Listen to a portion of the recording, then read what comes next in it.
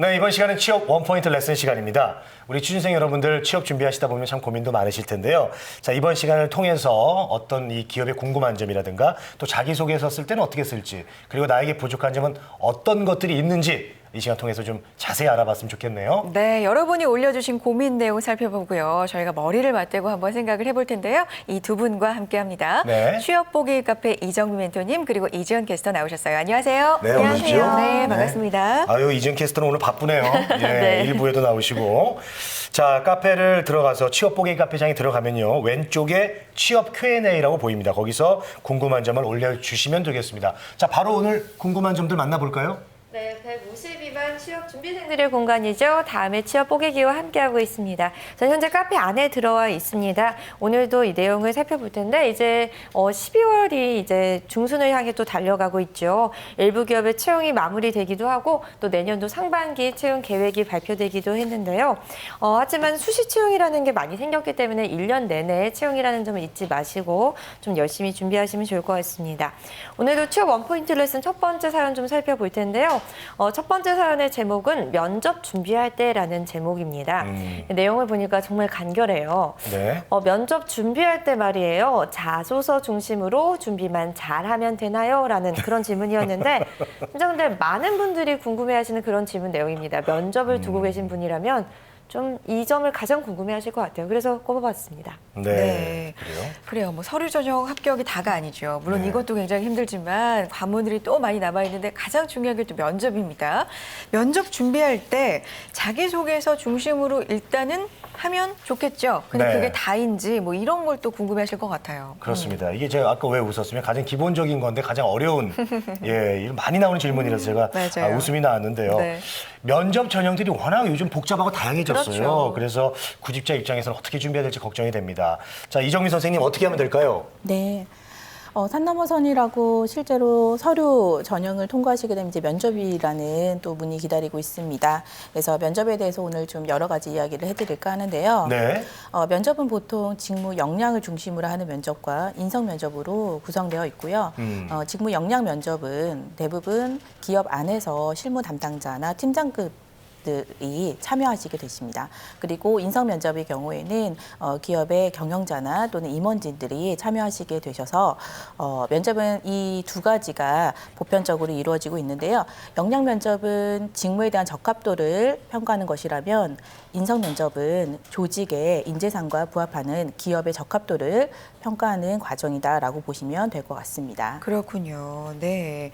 역량 면접과 인성 면접이 뭔지 설명을 해주셨는데 네. 그래요. 기업에서는 우리 기업하고 가장 잘 맞는 사람을 뽑기 위함이니까 당연히 이렇게 여러 가지 과정을 거치는 게 당연하겠지만 구직자 입장에서는 이렇게 여러 번 봐야 하는 게 너무나 부담스럽잖아요. 이런 시각차가 좀 있죠? 네. 네. 하지만 이렇게 어렵게 가고 싶은 대기업에 입사를 한 신입사원의 경우에도요, 네. 퇴직자가 20% 이상이라고 합니다. 그러니 이제 회사 입장에서는 이런 퇴직자를 최소화하고자 하는 부분이 있고요. 그런 부분에 있어서 면접을 다각도로 다면적으로 실시하고 있습니다. 네. 역량 면접을 보는 과정에서는 말씀하신 프리젠테이션 면접, 그다음에 집단 토의 면접 등이 있고요. 이런 면접에서는 중요한 게 우리 구직자분 입장에서는 전문성을 보여야 된다라는 좀 압박을 많이 받으시는 것 같은데요. 실제로 면접에서 중요한 것은 이미지이고요. 인사 담당자의 70% 정도가 이미지에 의해서 구직자를 채용했다라고 말씀을 하고 계십니다. 그러면 실제 이 이미지에 많은 요소를 끼치는 부분이 뭐냐?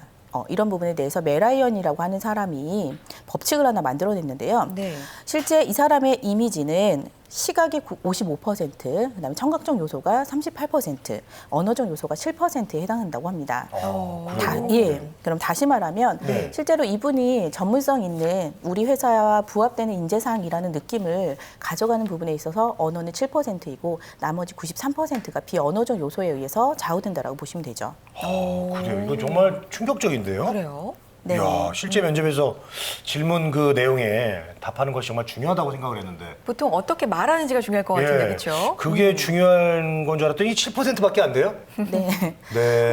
그렇다고 질문에 동문서답을 하시라는 의미는 아니죠. 동문서답은 의사소통의 결함을 나타내는 것이고요. 절대 해서는 안 되는 행동이십니다. 근데 혹시 지금 말씀하신 대로 면접에서 어려운 질문이라든지 뭐 예를 들자면 전공과 관련된 부분 그리고 시사와 관련된 부분에 대해서는 질문을 받으셨을 때 실제 모르신다라는 부분에 있어서 당황하시거나 상황에 좌우되지 말라는 의미에서 말씀드리는 겁니다. 그래요. 네, 근데요, 제가 사연을 읽어드렸는데 이분의 질문이 자소서 중심으로 준비만 잘 하면 되나요? 이거였어요. 근데 제 생각에도 자기소개서 중심으로 사실 면접관들이 뭘 보고 묻겠습니까? 그걸 보고 물어볼 것 같은데 제대로 알고 계신 것 같은데 이분의 질문에 대해서는 어떻게 답변 드릴 수 있을까요? 네, 우선은 면접관마다 좀 성향이 많이 다르세요. 신차 면접관의 경우에는 인사 담당자가 미리 질문을 주게 되면은 그 구조화된 질문을 계속 반복적으로 물어보시게 되죠. 네. 이런 부분에 있어서 면접자들 간의 응답의 일관성을 보는 부분, 그래서 신뢰도 측면에서는 매우 유리하고요. 반면에 면접 경험이 많으신 면접관의 경우에는 꼬리 물기식 질문을 한다고 하죠. 하나의 질문을 던지고 그것을 계속 케어 묻기식으로 질문하시게 됩니다. 이런 경우에는 사실 면접자 입장에서 매우 당황스럽고 압박을 받기도 하는데요. 면접의 타당도적 측면에서는 노하우가 많으신 면접관의 질문법도 많이 선호하고 계십니다. 근데 면접은 보통 이제 자기소개서를 중심으로 준비를 하시게 되는데요. 네. 앞서 말씀드린 대로 면접의 경험이 많으신 면접관의 경우에는 이런 부분 아예 생략하시거나 하지 말라고 하시는 부분도 있으세요. 근데 어쨌든 면접관은 신입 면접관이 들어오실 수도 있고 면접 노하우가 많으신 분이 들어오실 수 있기 때문에 기본적으로는 자기소개서의 내용을 네. 준비하시는데 이때 말씀하실 때 중요한 부분은 아까도 강조드렸던 비언어적인 요소가 중요하기 때문에 단순하게 암기하는 식의 태도보다는 조금 더 자기 것으로 하셔가지고 표현하시는 게 중요하고요. 네. 그리고 에피소드를 중심으로 하셔서 좀 더 확장하셔서 행동 여부의 진위를 따지시는 경우가 꽤 많기 때문에 이런 부분을 좀 구체적으로 준비하시는 것이 바람직할 것이라고 생각됩니다. 네. 네, 사실 답변할 때 자신만의 매력이 잘 어필돼야 그게 매력이 발산이 돼서 면접관들의 눈에 들지 않을까라는 생각도 해보는데요. 답변하실 때 이 점 잘 참고해 주시면 좋을 것 같습니다. 계속해서 다음 고민도 한번 살펴볼까 하는데요. 사실 요즘 채용 기준이 인턴십으로 넘어가면서 직무 중심으로 넘어가면서 인턴십이 정말 최고의 스펙이다라는 말이 많이 나오고 있는데 그래도 여전히 나머지 스펙에 대한 고민도 많은 것 같습니다. 다음 질문은요. 공모전 대외 활동과 관련한 질문이어서 꼽아봤는데요. 공모전 준비 어떻게 하면 될까요? 라는 그런 제목입니다. 내용을 보니까 이분이요. 내년에 4학년이 되는 취준생 문턱에 와 있는 학생이라고 하시는데 네. 대학 동안 공모전이나 봉사활동 같은 대회 경험이 없어서 고민을 하고 있다고 하세요. 올 겨울 방학 때라도 해야 하지 않을까 이런 불안감도 들고 있다고 하는데 공모전 준비 어떻게 하면 좋은지 정보 좀 주세요라는 그런 사연을 읽어볼 수 있었습니다. 네. 뭐 8대 스펙, 9대 스펙 이렇게 네. 많이들 얘기를 하는데 그중에 하나가 또 공모전입니다. 그렇습니다. 그렇죠. 이분은 내년이 4학년이라고 하니까 그러면 방학에라도 왜냐하면 4학년 되면 막상 준비할 게 너무 많아서 네. 공모전에 매달릴 수 없을 테니까 그렇습니다. 방학에라도 해야 되는 거 아닌가 이런 생각을 하시는 것 같아요. 네. 그 서류 낼 때 이제 좀 빈칸이 많으면 좀 불안하잖아요. 그렇죠. 내가 그동안 뭐 했나 이런 생각도 들고. 근데 이제 칸 채우기용으로 딱 좋은 게 바로 공모전 그리고 대외 활동 이런 것들입니다. 자, 이렇게 뭐 하나라도 이렇게 좀 쓰면은 이력서를 쓸 때 좀 도움이 되지 않을까요? 뭐 하나라도 좀 적고 싶은 게 우리의 심정이잖아요. 네. 우선은 스펙 중에 하나로 공모전을 하시는 부분에 있어서는 좀 저는 네. 권장하지 않고요. 그래요? 예, 지원하고자 하는 회사와 직무에 대한 관심도를 표현하는 측면에서 공모전을 준비하신다라고 하면 바람직하다고 생각이 듭니다. 그렇군요. 그러니까 직무하고 정말 관련이 되고 경험을 해보고 싶다 뭐 이런 면에서는 권장을 하시지만 네. 진짜 말씀하셨던 우리가 생각하는 칸 채우기용 이런 걸로는 정말 권하지 않으신다 이렇게 정리를 해주셨는데 그렇다면 정말 공모전이 취업에 어느 정도 도움이 되는지도 궁금하고요. 네. 만약에 정보를 얻고 싶다면 얻을 수 있는 뭐 사이트 정보가 있을까요? 네. 우선은요, 공모전이라고 하는 부분에 있어서 우리 구직자분들이 꼭 입선이라든지 수상을 해야만 이 부분을 좀 어필할 수 있지 않을까라는 생각을 하시는데요. 네. 그런 것보다는 내가 지원하고자 하는 직무와 적합한 공모전을 선별하시고 그것에 대해서 노력하셨던 과정들, 그다음에 팀워크를 발휘하시고 창의력과 기획력을 발휘하셨던 부분을 중심으로 쓰시면 되고요. 입선을 하지 못하셨다 하시더라도 이런 부분을 좀 언급하시면 입사 지원 서류에서 충분히 어필이 가능하십니다. 그리고 추가로 공모전에 대한 부분을 정보를 드리자면요.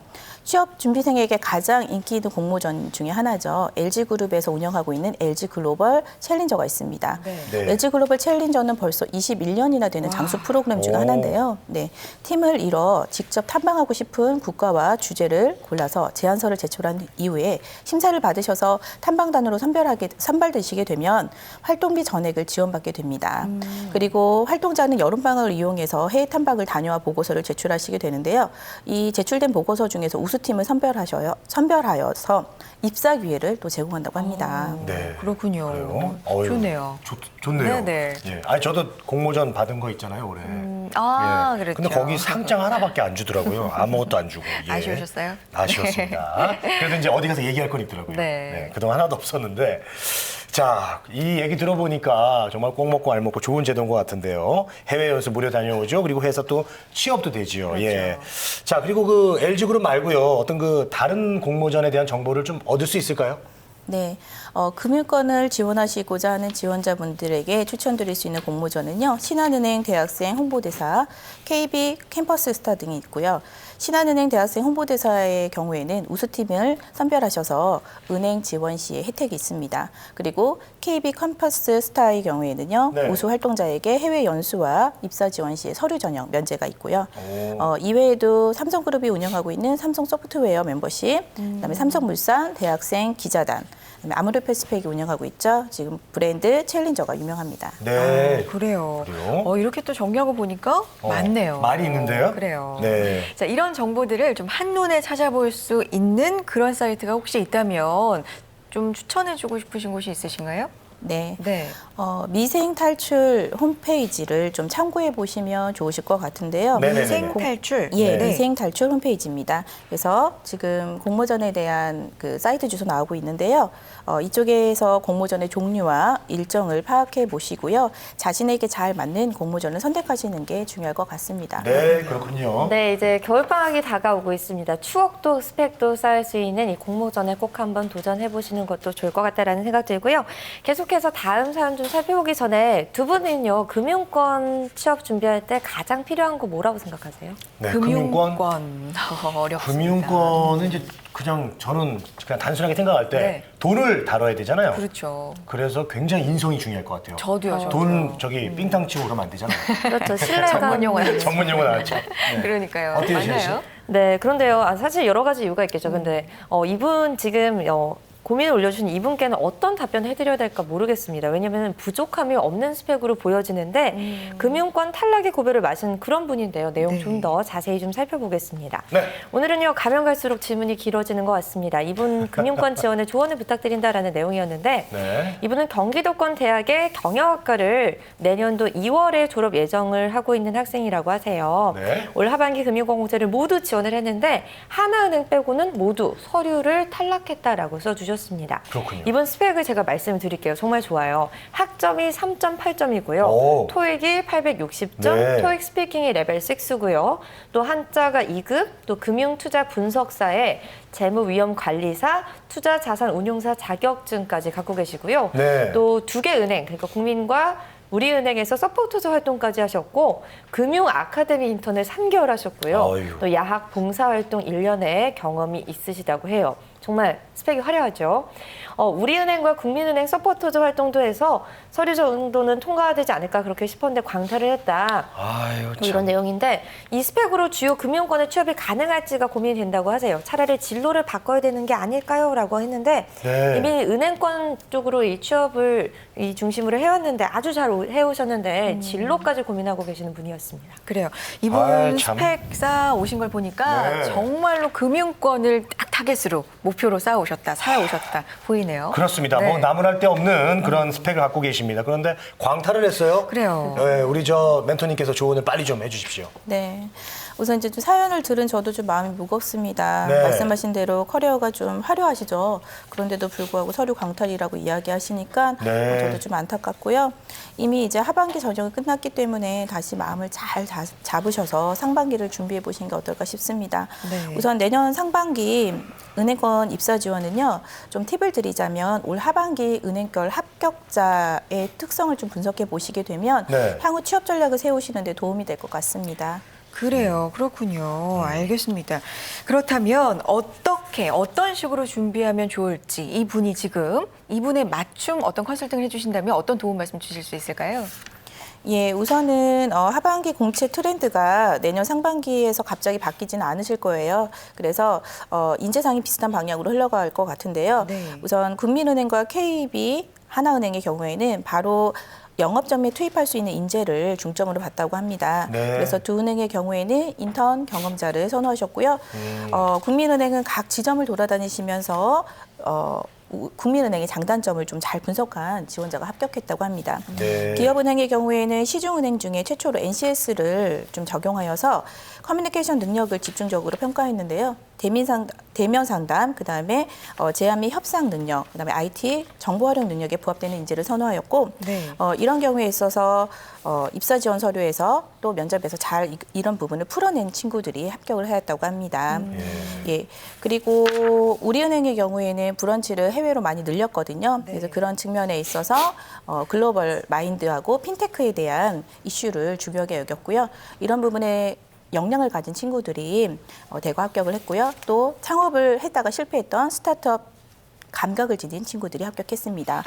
우리 입사 지원하셨던 분의 사연을 보면은 네. 지금 인턴이나 서포터즈 활동이 있었어요. 실제로는 네. 현장에서 바로 투입 가능한 인재라는 측면에서 KB 하나은행에 매칭되었던 부분이 있으셨던 것 같고요. 네. 좀 조언을 드리자면은 동남아시아 현지의 언어를 조금 더 많이 습득하시고 그리고 해당 지역에서 금융 경험을 쌓으시는 부분을 좀 조언드리고 싶고요. 네. 예, 그리고 굳이 4대 금융권만이 아니고 저축은행이라든지 그다음에 농협 같은 부분에 네. 또 입사 지원해 보시면 어떨까 싶습니다. 그리고 신년사를 또 많이 신경을 써야겠네요. 신년사, 그래요? 은행장들의 신년사 같은 거. 네. 자, 네. 취업 원포인트 레슨 오늘도 이렇게 여러분의 다양한 고민과 함께 해봤습니다. 또 사연 많이 올려주시고요. 취업 보게이 카페 이정미 멘토님 그리고 이지연 게스트 함께했습니다. 두 분 고맙습니다. 고맙습니다.